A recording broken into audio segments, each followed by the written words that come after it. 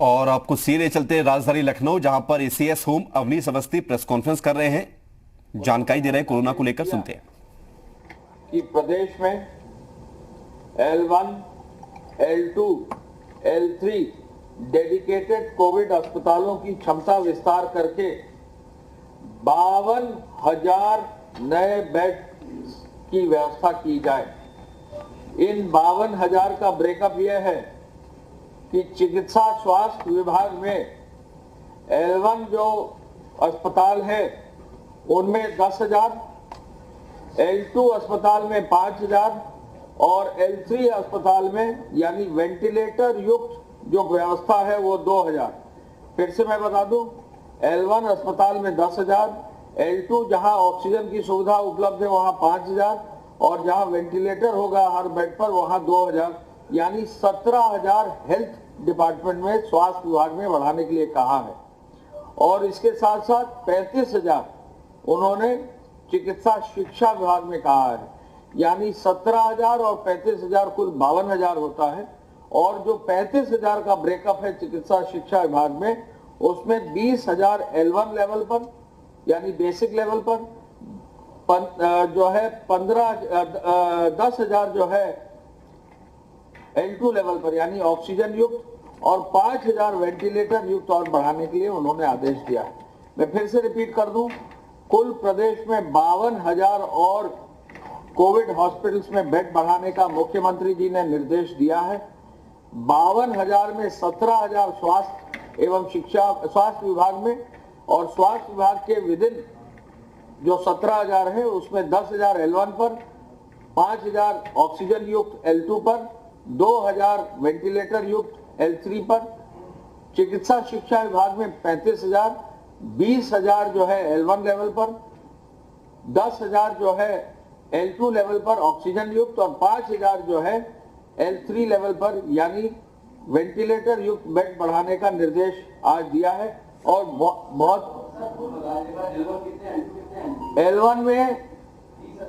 L1 में चिकित्सा विभाग में कुल मिला के 10,000, चिकित्सा शिक्षा विभाग में मिलाकर 20,000,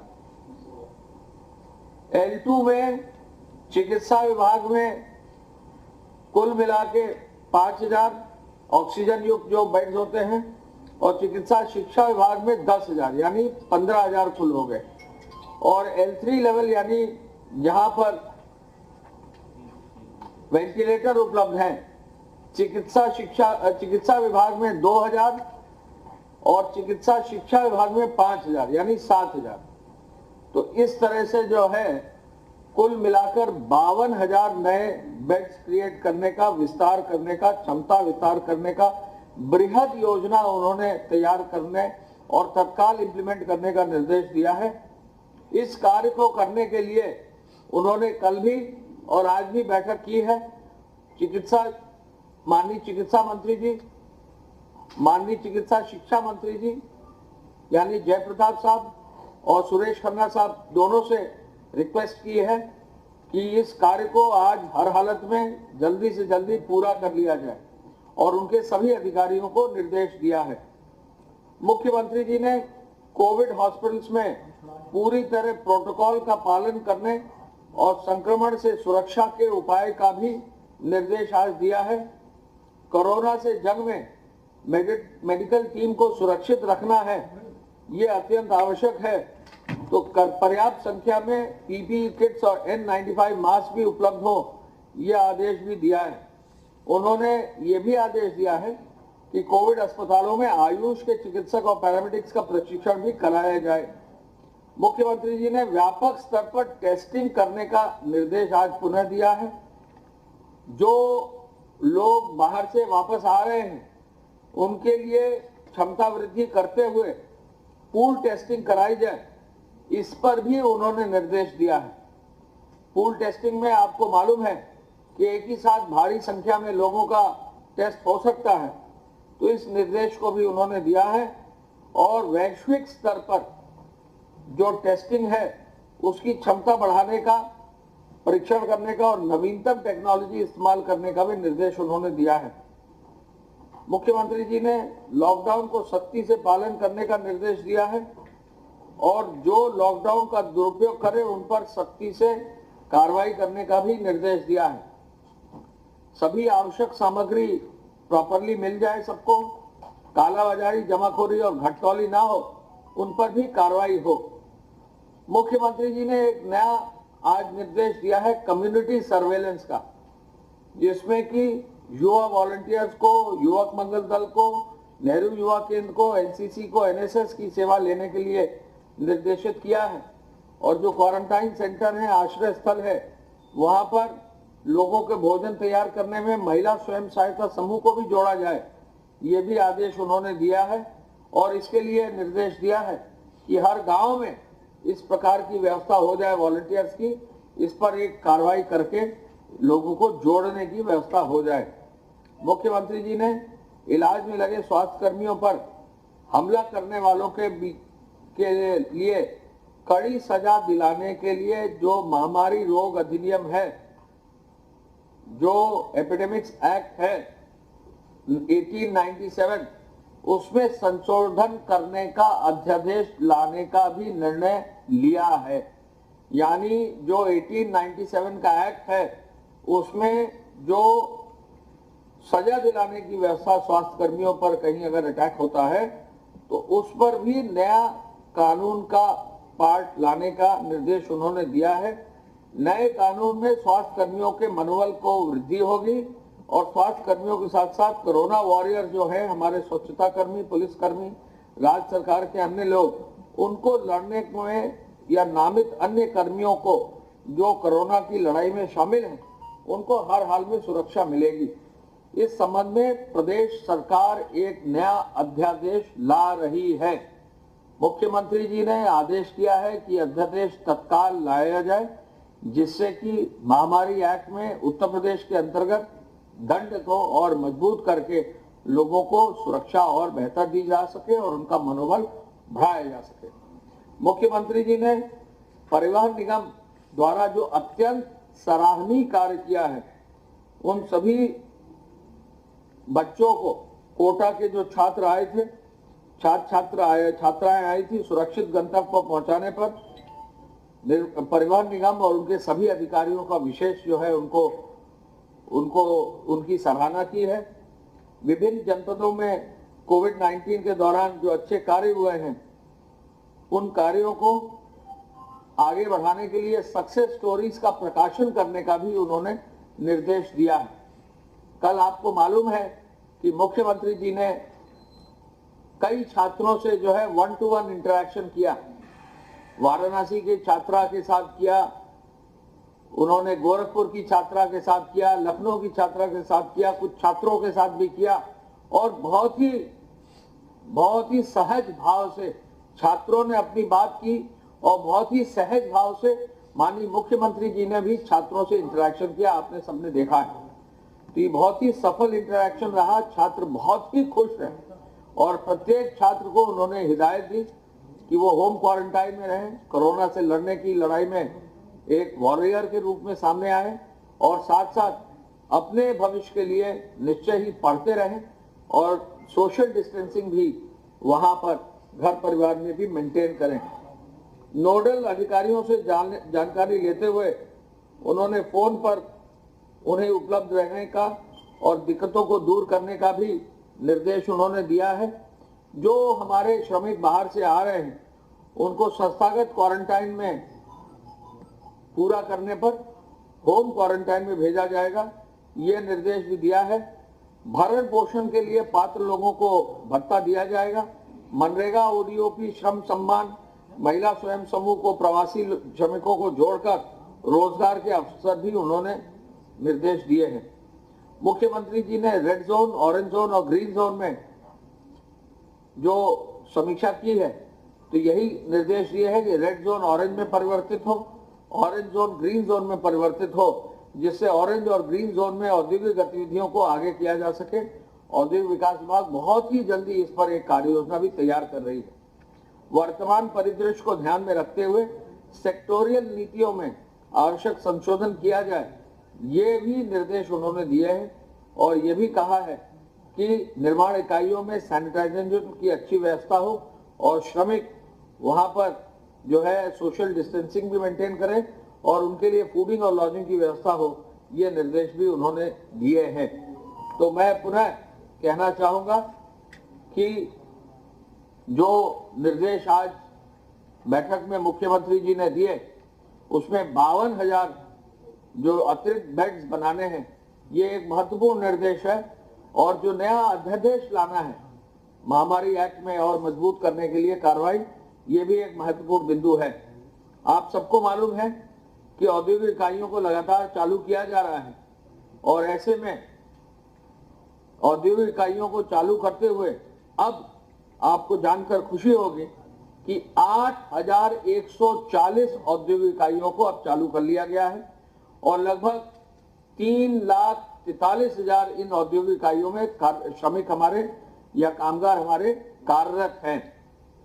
इनमें से 294 जो है सतत इकाइयां हैं, कंटिन्यूअस प्रोसेस की इकाइयां हैं। चीनी मिलों में भी अब 40 चीनी मिलों ने अपना काम पूरा कर लिया है, गन्ना कटाई का और पेराई का।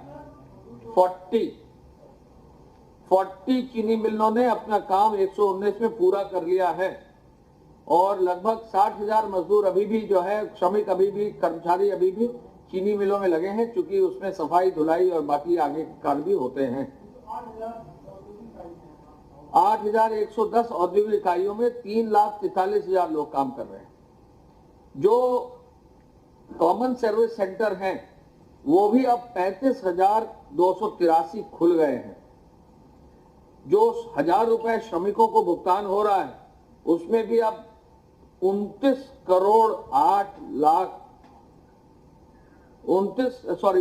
लाख लोगों को बांट दिया गया है। 290 करोड़ रुपए की धनराशि भी बांट दी गई। 290 करोड़ रुपया दिया गया और 29,08,000 लोगों को ये बांटा गया। ईंट भट्ठों का भी काम तेजी से चल रहा है और ये निर्देश आज दिए गए हैं कि ईंट भट्ठों के साथ साथ जो लोहे की दुकानें हैं, जो गिट्टी वगैरह का जो कार्य करते हैं, बिल्डिंग मटेरियल का कार्य करते हैं, जहां ग्रीन जोन है या जहां ऑरेंज जोन है, रूरल एरिया है, जहां अनुमति डीएम दे सकते हैं, ऐसी जगहों पर इस तरह के निर्माण कार्यों की दुकानों को खोलने की अनुमति दी जाए। यह आदेश गृह विभाग से आज चला गया। कल हमने आपको बताया था कि ईंट भट्ठों के ट्रांसफर में कहीं दिक्कत नहीं आनी चाहिए, ये निर्देश गया है। आज ये भी निर्देश गया है कि ईंट भट्ठों के आवागमन के साथ साथ लोहे यानी छड़ और जो बाकी बिल्डिंग मटेरियल है, गिट्टी है, बालू है, उसके संदर्भ में जहां दुकानों को अनुमति डीएम दे सकते हैं वो डीएम अनुमति तत्काल दे दे, जिससे निर्माण कार्य भी अब तेजी से अनुबंध एरियाज में शुरू हो जाए।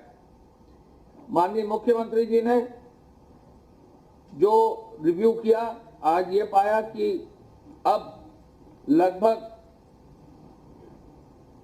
11 लाख लोग एक्सप्रेसवे पर काम कर रहे हैं, या दिनों दिन जो है यहाँ हमारी लेबर की संख्या भी बढ़ रही है और तेजी से हमारा काम एक्सप्रेसवे पर हो रहा है। लोक निर्माण विभाग द्वारा अब 14,156 करोड़ के 238 कार्यों पर काम शुरू कर दिया है। लघु सिंचाई ने भी 112 डैम के कार्य, 136 तालाब के कार्य शुरू कर दिए हैं। सिंचाई विभाग ने भी 102 परियोजनाएं शुरू कर दी हैं। ग्रामीण पेयजल ने 83 परियोजनाएं शुरू कर दी हैं। आवास विभाग ने भी 97 परियोजनाएं अपनी शुरू कर दी हैं। और आपको जानकर खुशी होगी कि ग्राम पंचायतों में अब लगभग आधे से अधिक ग्राम पंचायतों में, यानी 28,928 ग्राम पंचायतों में 8,83,496 8,83,496 अकुशल श्रमिक जो है ग्राम पंचायतों में 51,919 मस्टरोल के कार्यों में काम कर रहे हैं।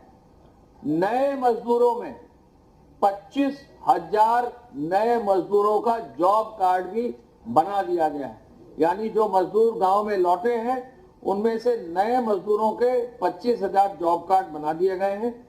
और सफाई कर्मी भी सैनिटाइजेशन में गांव स्तर पर भी कार्य कर रहे हैं। आपको मालूम है कि हरियाणा से लौटे हमारे श्रमिक भाई जो है सभी इंस्टीट्यूशनल क्वारंटाइन में रखे गए हैं। और आपको ये भी हम बता सकते हैं कि बहुत जल्दी ही आज शाम तक प्रयागराज में जो परसों हमने अनाउंस किया था, माननीय मुख्यमंत्री जी का आदेश था कि प्रयागराज के बच्चों को घर भेजा जाए, तो अब तक 351 बसें सुबह तक जो है घर जा चुकी थी बच्चों को लेकर, और शेष 150 बसें भी आज दिन में कार्य पूरा कर लेंगी। लगभग 500 बसों का ये पूरा व्यवस्था होगी जो माननीय मुख्यमंत्री जी के आदेशानुसार प्रयागराज से बच्चे भेजे गए हैं। एक बस का एक्सीडेंट हुआ था, लेकिन सभी बच्चे सेफ हैं और छोटी मोटी चोट है, ड्राइवर को थोड़ी सी चोट है, उनको सबको अयोध्या में देख लिया गया है और सबको सुरक्षित घर भेज दिया जा रहा है या भेज दिया गया। टोटल बच्चे जो है लगभग 15,000 करीब लग रहे हैं, 15,000 से अधिक बच्चे होंगे, अभी काउंटिंग चल रही है और प्रत्येक बच्चे का भी विवरण जो है रखा जा रहा है। हॉटस्पॉट क्षेत्र में मजबूती से कार्य हो रहा है। लॉकडाउन की कार्रवाई भी अब और तेज हो गई है और सामान्यतः लॉकडाउन का पालन लोग कर रहे हैं, लेकिन जहां नहीं कर रहे हैं वहां एफआईआर दर्ज हो रही है और 33,000 एफआईआर अब कर दी गई। 94,000 लोगों को नामजद किया गया है। वाहनों की भी काफी मात्रा में सीज की गई है, 33,000 वाहन सीज किए गए हैं और 13 करोड़ 18 लाख रुपया भी वसूल कर लिया गया है। हॉटस्पॉट्स में भी जो है मजबूती से कार्रवाई की गई है। अब हमारे 381 हॉटस्पॉट्स है जो 259 थाना क्षेत्रों में 57 जनपदों में कार्य कर रहे हैं। हॉटस्पॉट क्षेत्र में सप्लाई की व्यवस्था भी मजबूती से की जा रही है। अब 44,000 वाहनों से सप्लाई की व्यवस्था की जा रही है। 36 लाख लीटर दूध का वितरण किया गया है। 51,000 होम डिलीवरी की गाड़ियां लगाई गई हैं। कुल मिलाकर अब तक 3 करोड़ 55 लाख राशन कार्ड में, आज 29 तारीख तक 3 करोड़ 31 लाख राशन कार्ड में, यानी 95% से भी अधिक राशन कार्ड पर जो है वितरण हो गया है और कुल मिलाकर 6,84,000 मेट्रिक टन खाद्यान्न का वितरण हुआ है, चावल और गेहूं का। फूड पैकेट भी अब लगातार प्रतिदिन 12,35,000 कल हुए हैं, लगभग 12 लाख से अधिक फूड पैकेट बांटे जा रहे हैं। गेहूं क्रय में भी अब काफी तेजी आई है और 51 लाख क्विंटल गेहूं की जो है खरीद हो गई है। कुछ मौसम 1-2 दिन थोड़ा सा बिगड़ा था, उस पर भी सभी जगह जो है फसल के नुकसान के आकलन का माननीय मुख्यमंत्री जी द्वारा निर्देश दे दिया गया। हम ये भी आपको बताना चाहेंगे कि प्रदेश में इस पूरी आपदा में जो कार्रवाई हो रही है, प्रत्येक शहर का जहां पर वरिष्ठ अधिकारी गए हैं, मुख्यमंत्री जी ने एक एक अधिकारी से स्वयं बात करके, वरिष्ठ प्रशासनिक पुलिस अधिकारियों से बात करके उनसे एक एक की समीक्षा कल शाम को भी पुनः अलग से की है और एक एक जनपद में जहां जहां संभव है वहां सुधार किया जा रहा है। पुलिस विभाग द्वारा भी अपने जो भी कार्य हैं वो करे जा रहे हैं और साथ साथ जो भी वरिष्ठ पुलिस अधिकारी हैं वो भी फील्ड में निरंतर गश्त दे रहे हैं और गश्त देकर जो है कार्रवाई सुनिश्चित कर रहे हैं। मैं प्रमुख सचिव स्वास्थ्य से रिक्वेस्ट करूंगा कि कृपया अपनी ओर से स्वास्थ्य विभाग के बारे में बताने का कष्ट करें। जो 52,000 अतिरिक्त बेड स्थापित करने हैं स्वास्थ्य और स्वास्थ्य चिकित्सा में, वो मैंने कुछ ब्रीफ आप बताया, उसके बारे में भी विवरण आप कृपया उपलब्ध करा दें। धन्यवाद। आज इस समय तक जो हमारे पास जानकारी है, प्रदेश में कोरोना वायरस से संक्रमित लोगों की कुल संख्या 2115 इसमें से 2115 इनमें से 477 स्वस्थ होकर डिस्चार्ज हो चुके हैं। डिसइंफेक्ट होने के बाद इनका जो सेकंड टेस्टिंग हो गई, सेकंड निगेटिव आ गया, उसके बाद ये डिस्चार्ज हो चुके हैं 477। प्रदेश में कोरोना वायरस के संक्रमण से कुल 36 दुर्भाग्यपूर्ण मौतें हुई हैं। इस समय जो एक्टिव इन्फेक्शन के केसेस हैं वो कुल 1602 एक्टिव इन्फेक्शन के केसेस प्रदेश में हैं। 1602। कुल 60 जनपदों से संक्रमण के प्रकरण आए हैं, जिनमें से 60 में से 7 आउट ऑफ 60 इस समय उनमें कोई भी एक्टिव इन्फेक्शन नहीं है। कल भी जो टेस्टिंग हुई, जैसा आपको मैं विगत कुछ दिनों से बता रहा हूं, 4000 के आसपास रोज टेस्टिंग हो रही है। कल भी 4071 सैंपल्स टेस्ट किए गए। 3799 सैंपल लैबोरेटरीज को भेजे गए थे। तो 300 जो अधिक है वो 271 जो अधिक हैं वो जो पीछे का बैकलॉग है वो क्लियर हुआ। 3799 बैकलॉग अभी कुछ हजार में है, तो वो 2-4 दिन में वो भी क्लियर हो जाएगा, क्योंकि टेस्टिंग के लिए सैंपल्स बहुत एग्रेसिवली कलेक्ट किए जा रहे हैं डिस्ट्रिक्ट के द्वारा, तो इसलिए सैंपल्स थोड़े जमा हो गए हैं। हम लोगों ने जिलों को ये भी कहा है कि वो नंबर्स पर नहीं बल्कि स्मार्ट सैंपलिंग करें। जो ICMR के निर्देश हैं, बिल्कुल उस निर्देश के अनुसार जो सैंपल्स लिए जाने चाहिए उन सैंपल्स को लें, ताकि हमारी जो क्वालिटी ऑफ सैंपलिंग है वो बहुत अच्छी हो। और साथ ही साथ जो सैंपल लेते हैं उसके बारे में भी आज फिर से ट्रेनिंग दी गई है वीडियो कॉन्फ्रेंसिंग के माध्यम से। कई बार ऐसा होता है कि लेबोरेटरी में जाने के बाद लैब्स ये कहती हैं कि इनको इसका रिपीट सैंपल चाहिए, तो उसके लिए जो सैंपल लेने की टेक्निक है उसके बारे में भी आज जानकारी दी गई है फिर से। और इसमें इस समय अभी तक जो आपको मैं पूल टेस्टिंग के बारे में लगातार बताता हूं, 10 लेबोरेटरीज में पूल टेस्टिंग की गई। 332 पूल टेस्ट किए गए, जिसमें 1612 सैंपल्स की टेस्टिंग हुई। इनमें से 15 पूल पॉजिटिव आए, जिनको फिर अलग करके उनकी टेस्टिंग की गई।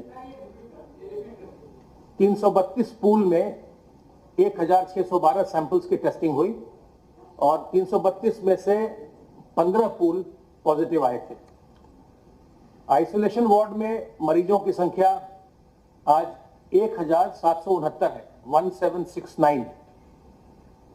क्वारंटाइन फैसिलिटी में जो मरीजों की संख्या है या जो संदिग्ध होते हैं उनकी संख्या, पॉजिटिव के कॉन्टैक्ट्स और बाकी लोग, वो 11,487 क्वारंटाइन में। आपको मैं ये बताना चाहता हूं कि जो हमारे आइसोलेशन बेड्स की संख्या थी और जो क्वारंटाइन बेड्स की संख्या है उसमें काफी ज्यादा वृद्धि हुई है। और कल हम लोगों ने 75 नई इकाइयों को L1 या L1 कोविड केयर सेंटर के रूप में नोटिफाई किया है। और अब आज जो है आइसोलेशन बेड्स की संख्या बढ़कर के 17,194 हो गई है। जो कल तक मैं आपको 10,000 करीब बताता था, वो 17,194 वो संख्या हो गई है। और जैसा आपको अभी अपर मुख्य सचिव गृह ने बताया कि इसको हम चरणबद्ध रूप से और हम लगातार इसको हम बढ़ाते जाएंगे। क्वारंटाइन बेड्स की संख्या 21,569 हो गई है।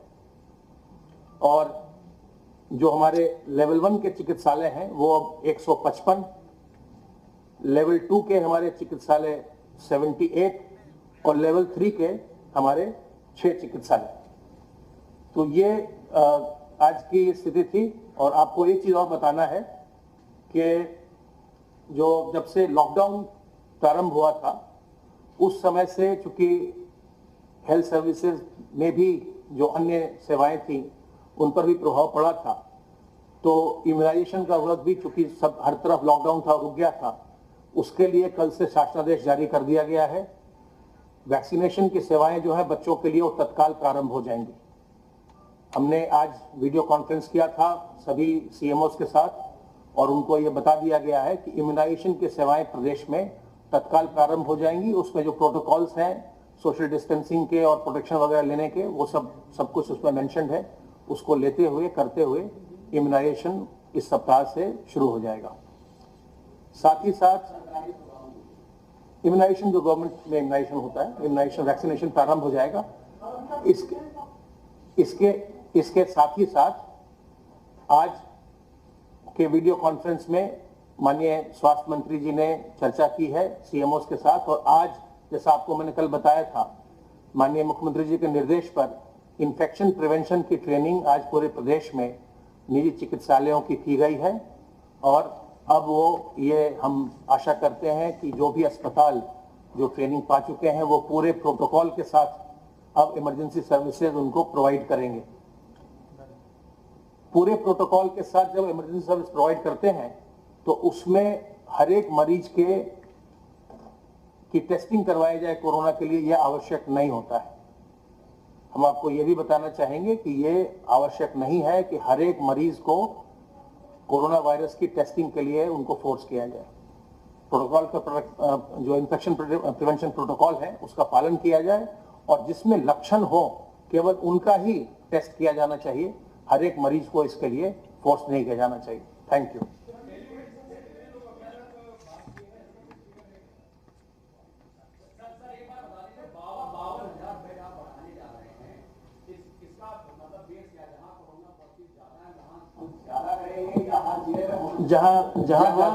जहां कैपेसिटी होगी बढ़ाने की वहां बढ़ाया जाएगा जिससे कि पूरे प्रदेश में एक मजबूत व्यवस्था हो सके। तो मुख्यमंत्री जी ने आपको एनालाइज करने के लिए दिया है। आपने एनालाइज करके जहां जहां कैपेसिटी बढ़ाने की क्षमता थी, जहां मेडिकल कॉलेजेस में, जहां अस्पतालों में, वहां बढ़ाया जा रहा है जिससे कि जब जरूरत पड़ेगी इनका काम होगा। ये 52,000 बहुत क्रिटिकल है, उस पर जल्दी कार्य हो रहा है।